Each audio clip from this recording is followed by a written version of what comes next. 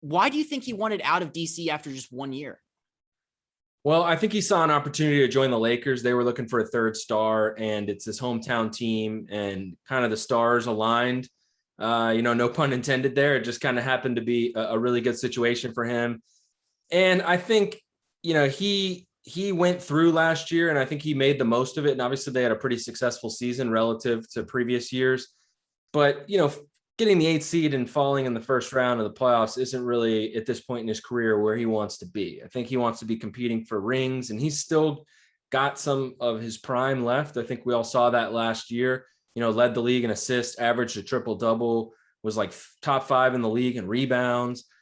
He had a really good year, and, he may not be at his peak that he was in 2016-17, but he's still in his prime. So I think he can still be one of the best players on a good team, a contending team. And I think he recognized that he's only got so many years left where he can be that type of guy. And the situation arose where he felt like that was the perfect landing spot for him. And he told ownership and the Wizards front office, please get me there. It's been kind of a weird thing where, a lot of really respectable reporters have reported very different things about the nature of that trade request. I reported my own stuff.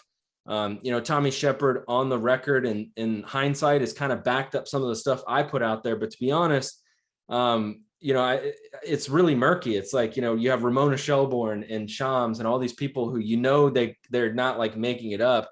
Got very different information based on how hard the trade request was, when it was made, and that sort of thing. But bottom line is he asked out, and whether he was super serious or not, anytime a player, especially of his stature, wants out, generally a team's going to accommodate that, unless your name's Ben Simmons, I guess.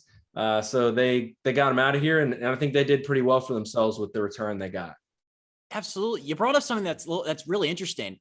In the scoop game, especially when it comes to like a player in DC, when you have like the Shams and the Wojs that try to get involved and report on the story, like, do you see that happen often where like there's varying reports and it's kind of murky and everything you said? Like, does that happen often?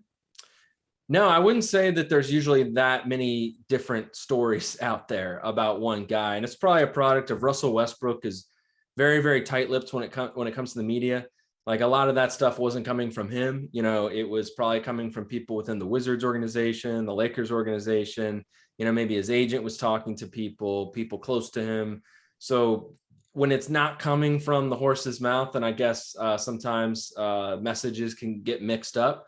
But I would say that was pretty unusual with the specifics of a trade request and all the differences that came out, whether it was made 2 weeks before the trade or whether it was made the morning of, whether it was made to Tommy Shepard, whether it was a firm one, or whether it was made directly to Ted Leonsis. We kind of heard all sorts of things. And Tommy has kind of insisted that it was, really just about sending him to the Lakers that made that deal make sense, that really there was not any other team that he was really going to go to. So ultimately, at the end of the day, he's in LA, and I guess it's kind of up to fans and readers to figure out what part of the story they believe. I think another part of that whole Russell Westbrook ordeal was the report that came out not that long ago that said that Russ talked to Bradley Beal and he's like, hey man, I think you should jump ship and get out of here. Like, that caught me really off guard, by the way. Like, what did you make of that whole story when you heard it? Yeah, that was a bizarre twist in all of it, because I didn't really understand what Russell Westbrook's motivation was there. Like, was he trying to get Brad to ask out of Washington and then they would get traded together? Or was he getting Brad to ask out of Washington so that maybe that would trigger a rebuild and then Russ would be able to go out? I don't know what the motivation would be there, unless Brad was going to follow him to another team and they were going to try to build a super team elsewhere. That's the only thing that would really make sense, because otherwise it's like, well, what does it matter to Russell Westbrook, right? But I think the biggest takeaway in that Wizards fans should have is that someone tried to convince someone with a lot of influence around the league and on Bradley Beal, tried to convince him to leave. And once again, Bradley Beal said, no, I don't want to go anywhere. Right. Because like, I know those guys had great chemistry and they seemed like that, they really vibe together on the court. But yeah, just the whole like idea of, hey, let's get out of here. Like, unless it's like a Bonnie and Clyde situation where they go to where they go to the same team and just like super team up. But I think also in that report, he was just like, if he wasn't going to get Brad to leave DC, I think Russ just wanted Brad to like agree that his trade request was valid, or like that, he wanted his blessing or something. I think that's kind of how that went.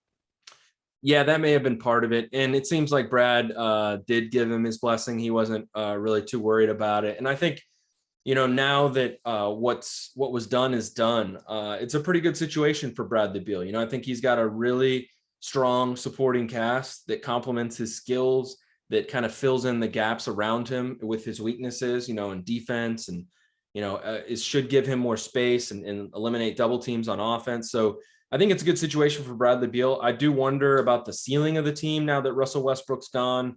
We saw them go 17-6 to close the year. I don't know if they could go on that type of run, but I think they can be a playoff team. And if they do, then Bradley Beal's going to get a lot of credit, probably more credit than he's ever gotten before, because I think everyone can look at this roster and see that it's him, and there's a pretty big drop off between him and the second best player.